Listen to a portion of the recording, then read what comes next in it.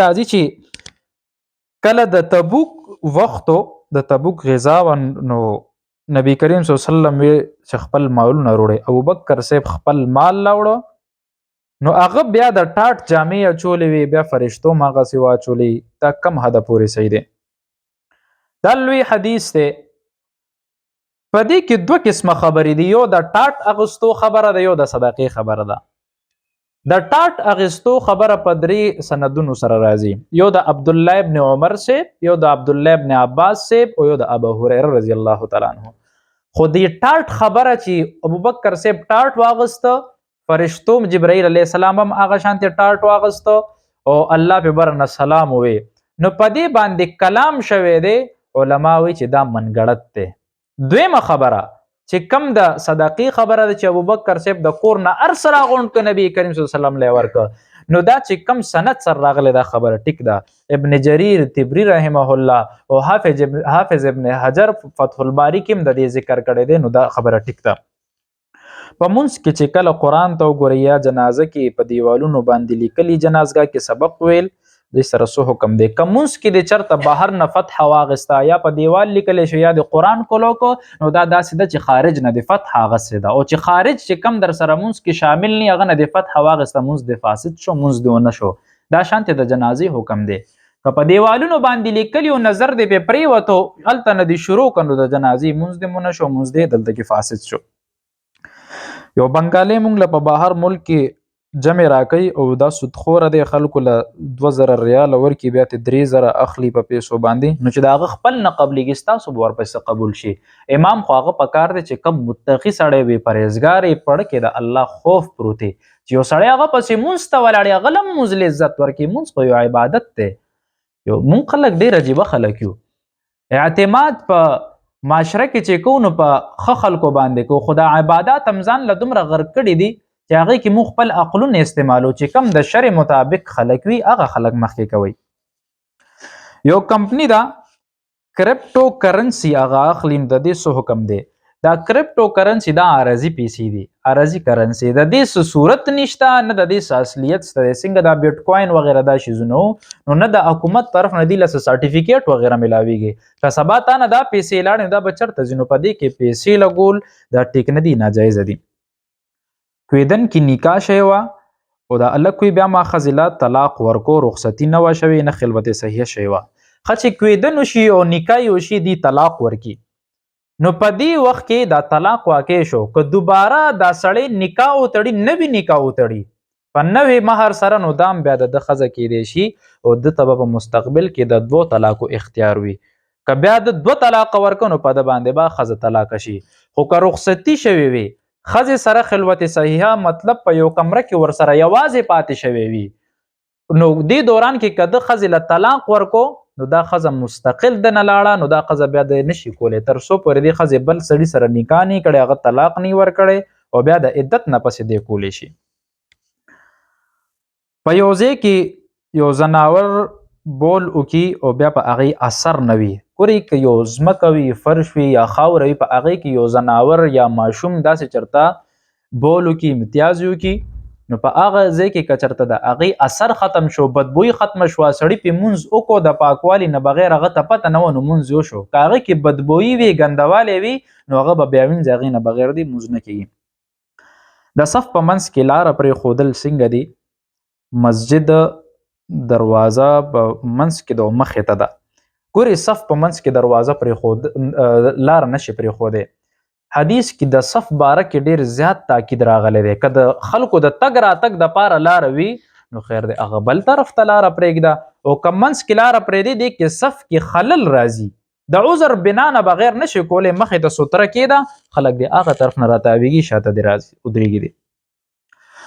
زمونږ یو بچی دا وي په زړه کې سوری دی او دې کال به پې روجې فرض شي او که لوږه پې راشي نو بېهوشي پې راځي، نو دا خو د دې دایمي مرض دی، نو دا د روجې نه نیسي، د هرې یو روجې په بدل کې صدقې فطر مقدار پیسې ورکوي او روجې په دې باندې بیا نشته. که دا مکمل ژوند کې بیا ټیک شوه د زړه د هغې بند شو دا مسله حل شوه نو بیا به د روجو قضیې را شروع کړي. زمونږ په علاقه کې وي دا رواج دی د جینۍ چې کله واده شي دی له رخصتۍ په وخت کې چینی ورکړي وي د پلار کور طرف ته اوله چې د پلار کور د منحوس نشي. نو تا خو چرته شریعت نه دی ثابت، او دا د خلکو ځان نه رسمونه رواجونه دي. دې سره نحوست خو نه راځي چې جینۍ رخصتېږي هغې سره نحوست وي. آیا دا خبره سنت دی چې د واده د کور روټۍ به جینۍ کرلیږي؟ سنت نه دی. خلکو ما ته خو میلو نه شو، ما ډېر وکته خلکو به ځان نه دا خبره کړې. ما له چا د حرم نه احرام روړی و، هغه پکې عمره کړې وه. نو دا ملګری وی کتا دا احرام همداسې واچولو پتا باندې دم راځي. دا خو بیا عام یو صادر شه، عام صادر چې ورچ نو دې سره خو دم وغیره نه راځي. دم هم دومره په اسانه باندې نه راځي، د هغې خپل قواعد ضوابط دي د حج یا د عمرې چې د هغې نه تو اوسې نو بیا په سړي باندې دم راځي. یو سړی دی هغه ته د سلسل بول بیماری د قطرې ته نزي، نو احرام په حالت کې به دی څه کوي؟ یو سړی دی هغه له یا داسې وي چې یاره اودسمات یو کې ګنټه پس د هغه نه قطرې ځي، نو دله خو په کار دا ده چې دی یو ګنټه نیمه د انتظار وکړي، بیا د چارندام دی وکړي، که احرام ګنده شوي هغه دی پاک کړي او بیا د لاړ شي عمره دی وکړي. که دائمي تی نه ځي نو د دې حکم د مونځ د حکم په شانتې دی چې څنګه یو سړی اودس وکړي او مسلسل د ده نه هغه قطرې ځي، نو په هغه وخت کې چې څومره مونځونه څومره عبادت تو کولی شي، نفلونه کې قرآن تلاوت کې، نو هغه ټول په هغه یو اودس باندې تو کولی شي. خو په دې دوران کې ته څه کپړې وغیره نشي تړلی چې یا ته انډرویر واچې یا لاندې څه، نو دې سره که د نیمې ورځې نه دی د زیات وخت نه دی واړه نو په سړي باندې دم راځي. د زکات پیسې یو سړي له ورکولی شي چې د هغه د کور جوړولو ضرورت وي. زکات پیسې ورکول د دې اختیار صاحب زکات ته دی چې کم سړی چاله زکات ورکوي.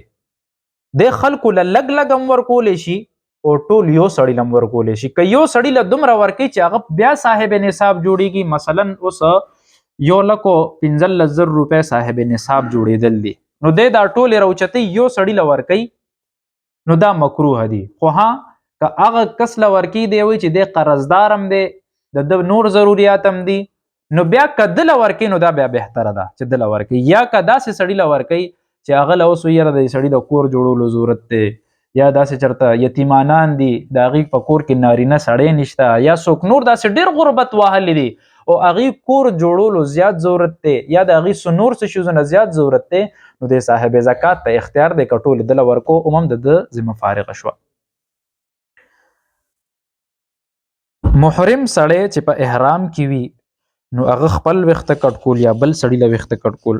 حالت احرام کې چې د حج یا د عمرې ارکان د مکمل کړي نه وي، په دې دوران کې ته خپل ویښته دې کټ که یا بل له دې کټ که، په تا باندې دم راغو چې تا کټ که نو په تا دم راغو، هغه له دې کټ که په هغه باندې صدقه راغه. خو که تا عمره د مکمل کا، حج د مکمل کو، خپل ځان د احرام نه ویستو دپاره د ځان له خپله ویښته کټ که یا د بل له کټ که، نو بیا په تا باندې هیڅ هم نشته دی. دا اکثر په دې کې خلکو کې دا مشهوره د عمرو کې، نو که هغه وایي چې یاره زه قصر کوم ویښتې غټ غټې، نو هغه د ټول سر نه داسې یو بند عمره ویښته یا د څلورمې حصې نه، نو خلک ورته وایي نه وي که خپله دې واخیسته نو بیا په تا دم راځي، چې عمرې نه فارغ شوی بیا دم نه راځي.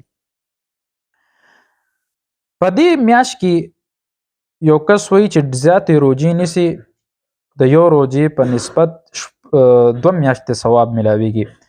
ګورې د شعبان میاشت شروع ده، نبی کریم صلی الله علیه و آله وسلم به دعاګانې غوښتي او د ټولو میاشتو په نسبت به په شعبان کې ډېرې زیاتې روجې نیوي او خاص کر 15 شعبانه پورې. د هغې نه پس ته بیا روجې ډېرې نیول نه دي پکار، ځکه چې انسان اسې نه کمزورې شو بیا د رمضان د روجو نه وځي، د هغې افضلیت زیات دی. او 15 شعبان د دې روجه به ځکه نیوه، نبی کریم صلی الله علیه وسلم فرمایي، عایشه رضی الله تعالی عنها وی حضرت به وی چې په دې ورځ باندې ملک الموت ته د انسان اعمال حواله کیږي او بعضې داسې اعمال د انساني چې کم په دې کال کې کړي وي هغه حواله کیږي او څه اعمال برخیږي.